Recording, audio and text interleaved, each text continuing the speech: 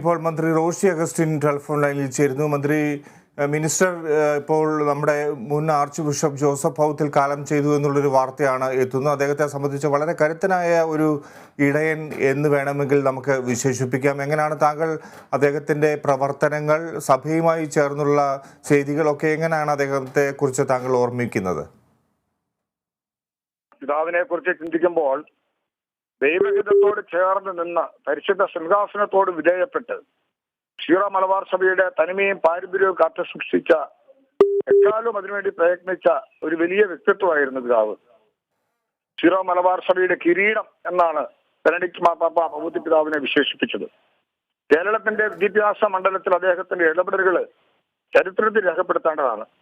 വിദ്യാഭ്യാസ രംഗത്തും ആരോഗ്യ രംഗത്തും എന്നുവേണ്ട പൊതുസമൂഹത്തിന് അദ്ദേഹം കൊടുത്ത ദീർഘവീക്ഷണവും അദ്ദേഹത്തിന്റെ ചിന്തകളും വലിയ പ്രയോജനം ലഭിച്ചിട്ടുണ്ട്.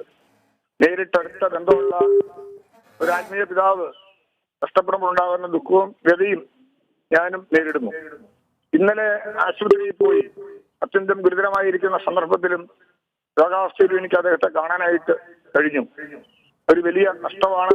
കേരള പൊതുസമൂഹത്തിന് അദ്ദേഹം നൽകിയ സംഭാവനകൾ എന്നും സഭയ്ക്കും സമൂഹത്തിനും എല്ലാ വിഭാഗം ജനങ്ങൾക്കും പ്രയോജനകരമായിട്ടുണ്ട്. തീർച്ചയായിട്ടും പിതാവിന്റെ വേർപാടിൽ ആ ദുഃഖത്തിൽ ഞാനും പങ്കുചേരുന്നു. മിനിസ്റ്റർ, തീർച്ചയായും ചില രാഷ്ട്രീയ സാഹചര്യങ്ങളിലും അദ്ദേഹത്തിൻ്റെ ഇടപെടലുകൾ ഉണ്ടായിട്ടുണ്ട് എന്നുള്ളത് നമുക്ക് വിസ്മരിച്ചുകൂടാ. അത് ഒരു സമൂഹത്തിന് വേണ്ടി ഒരു പൊതു നിലപാടെടുക്കാനും അതിൽ ഉറച്ചു നിൽക്കാനും അദ്ദേഹത്തിന് രാഷ്ട്രീയമായും കഴിഞ്ഞിട്ടുണ്ട് എന്ന് പറഞ്ഞാൽ തെറ്റ് പറയാൻ കഴിയുമോ?